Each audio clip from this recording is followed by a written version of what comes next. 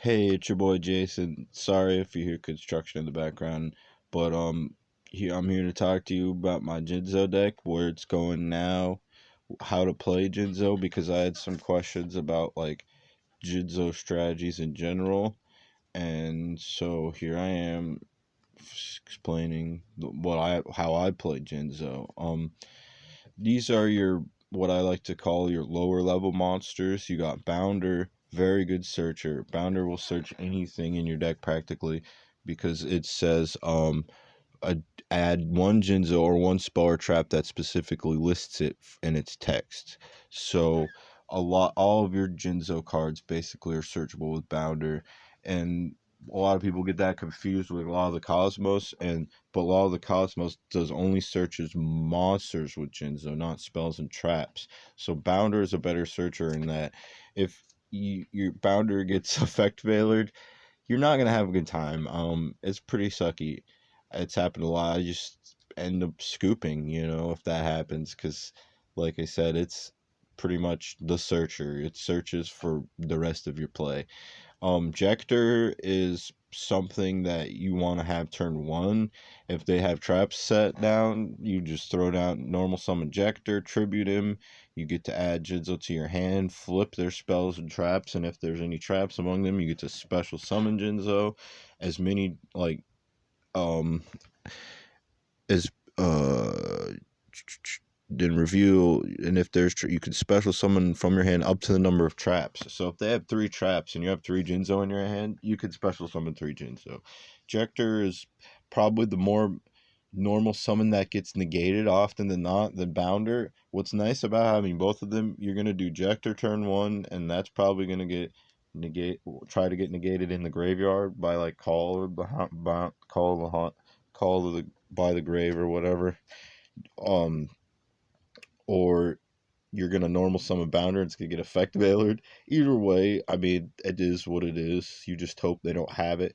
Most decks that are running combo decks aren't gonna have it, that are like comboing into the deck, or like trap heavy decks that are just focusing on control.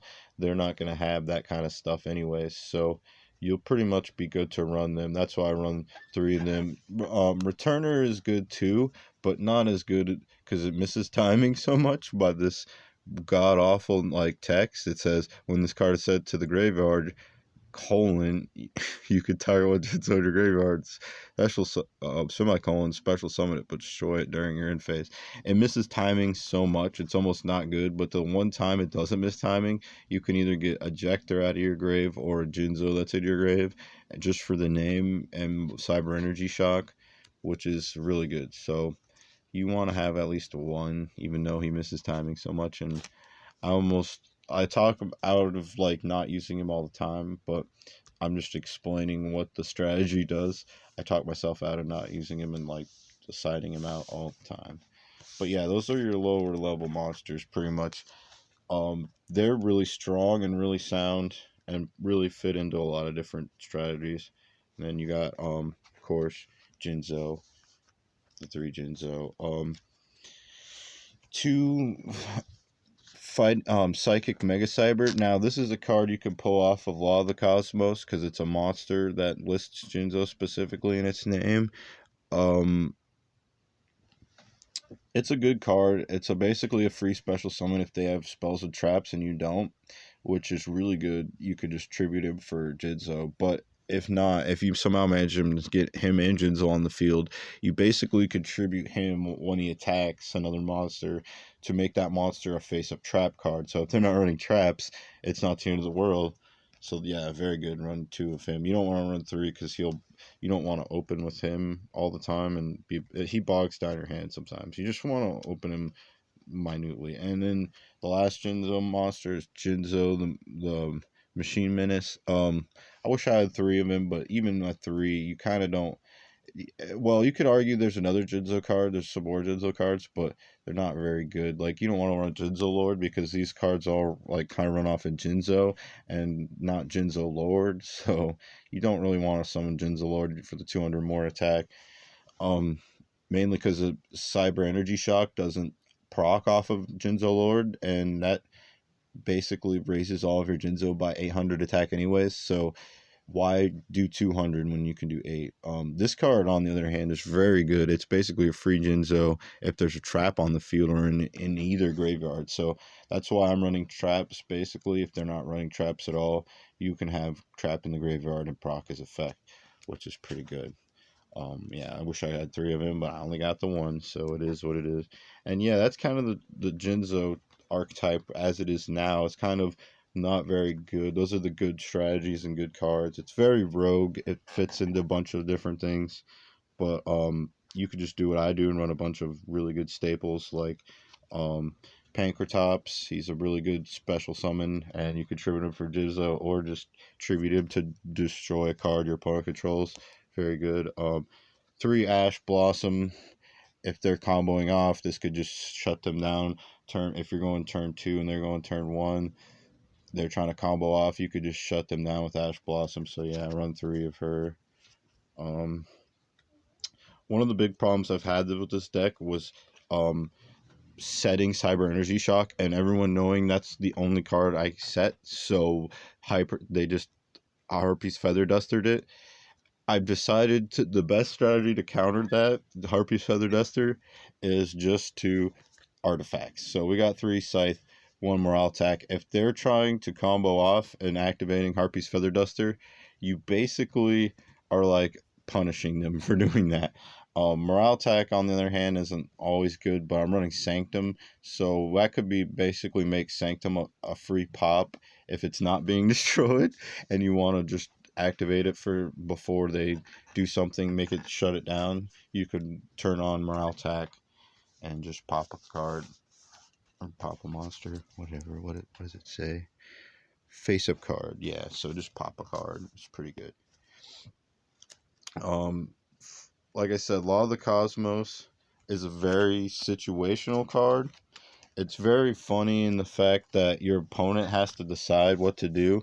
So they have to keep track of how many Jinzo are in your deck, because if you have a Jinzo in your deck, they can't really set a card because you're going to get to special summon Jinzo from the deck.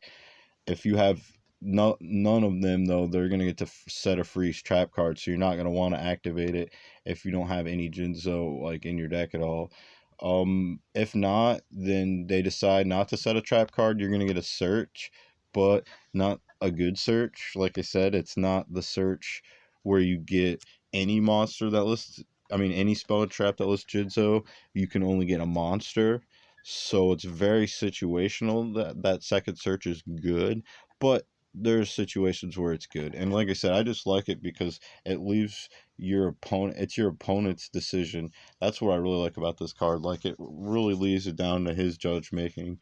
And so if he makes a bad call, it's basically him. You can't blame that card, which is nice. And yeah, like I said, I run three Cyber Energy Shock too. This is a very good card. You can pop anything on the field, like one card. It's a quick play, so you can activate on your opponent's turn.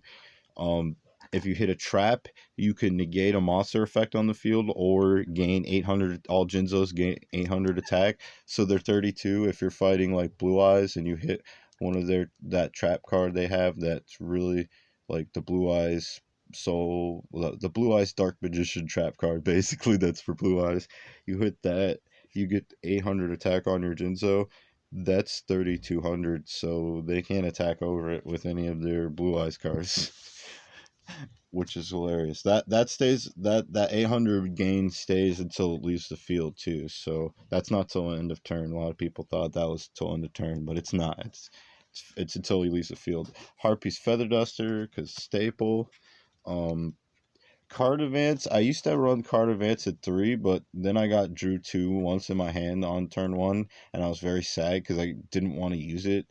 It's a good way to like set up your deck to like actually like you don't brick as hard, because like that's what sucks. But like I said, you don't want to hit multiple of these in one activation, which happens if you run 3. So I knocked it down to 2. And kind of the same situation for Regeki. I kind of knocked him down from 3 to 2, because while 3 is funny and nobody expects it, you're probably never gonna get 3 off in a whole game. That's actually worth it. So just 2, so it doesn't bog up your opening hand if you're going first as opposed to second. A Dark Ruler no more, because this will just break boards that are just like, I got three Omni negates, or get to a point where they have to negate this first and then negate the next thing you do, and then you get to a point where you could pop their board after you get rid of their Omni negates. Basically, it's a very good card. Um, yeah, three Sanctum to go with the other artifact cards. This is just a free, basically, turn off of the extra deck if you scythe. But if you morale attack, it's also a pop card, and if they just try to destroy it, it's a pop card. Basically, it's very good for protecting your cyber energy shock. You could set like three different things and them not know where it is. It's a very good. That's what I found to work. You know, if like I said, this is all situational. This is the people I play. Basically, these are good. Again, three warning point. This shuts down the extra deck, which is very good against combo centric decks nowadays. They're just wanting a combo off from the extra deck. You can just shut all of them down. So yeah, three warning point. And you might argue, well, this will get turned off by Jinzo, and the same thing with Sanctum. Well, then they're just they might be look like they're dead on the field, but your opponent will essentially assume they're artifact cards. So they're not going to want to pop them because they're not going to know whether or not they're artifact cards. It's just very good. Even if they are dead on the field, they're not always dead on the field. Once Jinzo leaves, they'll be back up again. So yeah, not a bad strategy. And same thing for the Solemn Judgment. I haven't taken this out of the deck yet because it is like honestly so strong against any deck. Like they have one thing they could do to try to start comboing off and popping your board. You could just negate it for half your life points. Anything. So it's one of the best cards. Like I said, even if it's turned off by Jinzo, it's not always off because Jinzo, once Jinzo leaves the field, you'll be back on again. But mainly it's for those turns when you just don't have Jinzo yet and you're trying to get to Jinzo. You can just need one more turn to get there because that happens a lot. Like I said, Bounder and Injector are kind of like anti-synergy almost because you have to normal summon them to get their effects off. Well, not necessarily Injector. You can special summon Injector and still tribute it, but still he has to be a body on board.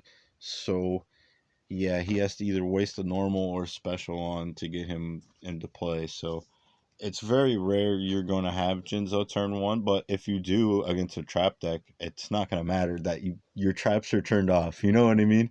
You're probably already going to win if they're running a trap deck. So yeah, that's the deck. It's pretty rogue. I would say it's pretty just anti-meta right now. What's meta? And yeah, it's worked, but is it great? No, it breaks a lot. There's not the Jinzo definitely needs like a strong boss monster to end upon, and it does not have yet. So running it in a deck with a strong boss monster but not enough protection might be good, and more of those might pop up with future sets coming out, so we'll have to see if it actually Jinzo actually becomes meta in the future. But I love Jinzo and I love the strategy, so I was just trying to share it with you, and maybe you could think up some strategies or decks they go with.